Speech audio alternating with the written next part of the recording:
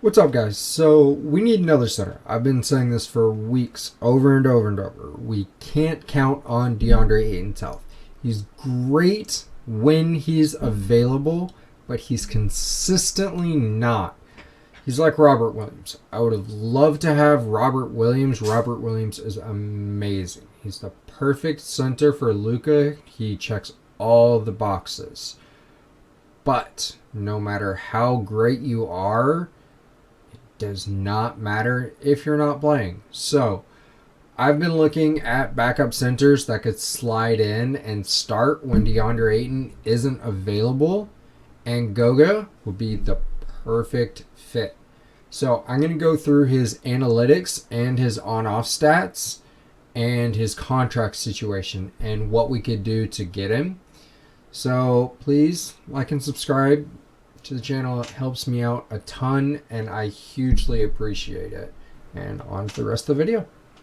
The reason why I like Goga so much is because he's 26, he fits Luka's timeline perfectly, he's athletic, he has great strength, great size, physicality, he can create for himself.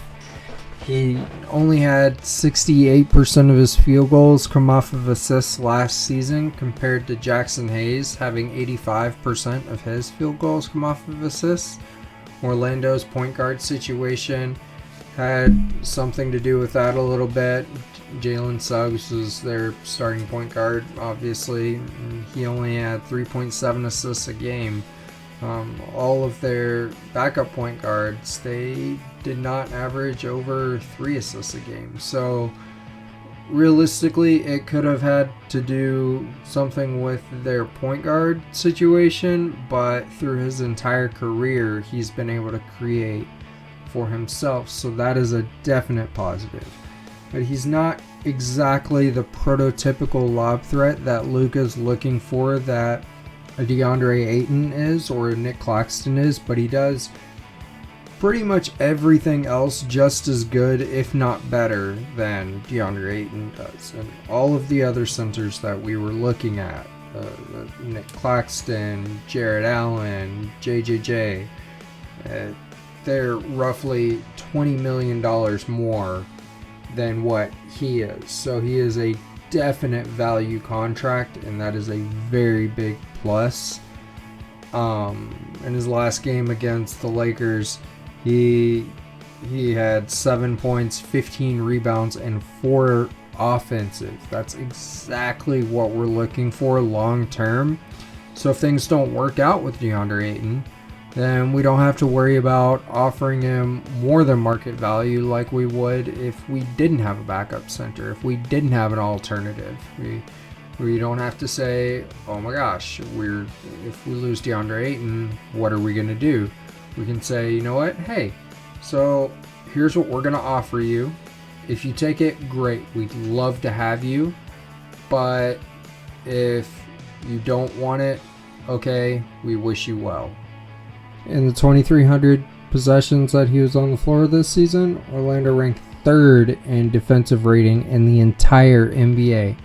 He's not as great at offense, but that's the reason why we have DeAndre Ayton. And if we ever have a defensive possession, we can say, hey, throw Goga out on the floor, and vice versa. If we ever have a possession that is a offensive possession, we can say, hey, throw DeAndre Ayton out on the floor. We have best of both worlds, and that's perfect. That's exactly what we need. Now, I'm going to get into the analytics of it and show you exactly why I think he is the perfect center for the Lakers. This is called Cleaning the Glass. I highly recommend it. It's very informative. This kind of gives you an idea of where people's standing is in the league based upon their position. So this says that he's in the 84th percentile in the in his 2-point range. So the reason why it's separated in positions is because if it wasn't, then he would be in like the 92nd percentile or something like that, because guards generally have a lot lower field goal percentage than what centers do. It's just like assists. If a guard has 4 or 5 assists a game and they they didn't separate it per position, then it would say that someone that had like 5 assists a game was in the 90th percentile. But since it would separate them between guards and centers, then it would say that he's probably in like the 50th or something like that. So they separate it per position, and I'll show you the cream of the crop is analytics on defense. So he's been in the 90th percentile almost his entire career in block percentage, and that is a very big necessity for us, because we need rim protection, because that's what we were missing for pretty much all year since AD got traded, and especially that Minnesota series. In that Minnesota series, if we had Anthony Davis instead of Luka, then we would have definitely gotten past the first round.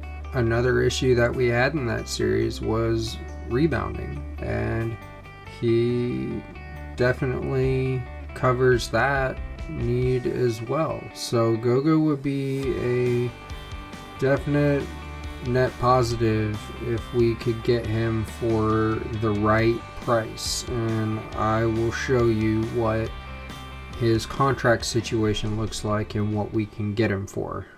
So Goga's getting $8.3 million this year, $7.6 million next year. He's on extension eligible next year, so they're gonna have to make a decision on his contract, because next year not this year, but next year and the year after and the year after, they're going to be in the second apron. So they're going to be in the second apron for 3 years. And the reason why is because Paolo's contract kicks in right here. And I'll show you. Right now, they're $1.2 million under it. But as soon as this contract kicks in, it goes up by, their cap goes up by like $30 million or something like that. And I'm assuming they're not going to want to extend Goga after they're already in the second apron. So my guess is that their decision is going to say, hey, we're going to find the best trade for you that we can find that's good for us to save money or something like that. So my assumption would be that they do something like Goga, Anthony Black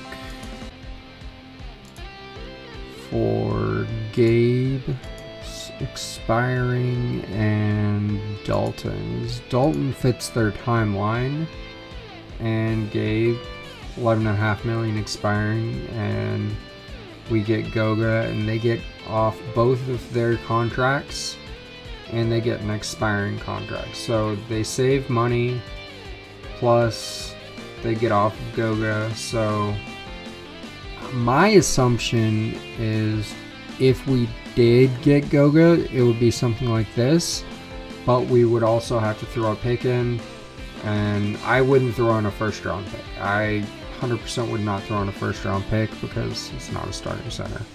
I would say, hey, we'll give you our 2032 second. And I think that's a fair deal. 2032 second, Dalton, Gabe for Goga and Anthony Black. I think that's a good deal. Now I'm going to get into his stats. Alright. So, going by his per 36, if he was a starter, 12 points, 12 rebounds, pretty solid. 2.5 blocks, 2.7 last year. That's very good. 61% shooting, solid.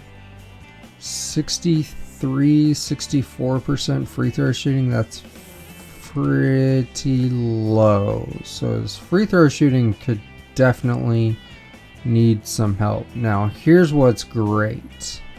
His defensive box plus minus. And the reason why it's great is the past 2 years, 2.8. This is for the highest anybody has ever had in their career. So in the NBA, 2.8 would be the 6th highest in NBA history if he averaged that for his entire career. So if he averaged a 2.8 defensive box plus minus for his entire career, statistically he would be considered better defensively than Ben Wallace. And Ben Wallace was one of the greatest defensive players in NBA history. Let me know in the comments what you think. Should we trade for Goga Bitaze, or should we save our assets for another wing? And if you think we should save our assets for another wing, what trade do you think we should make?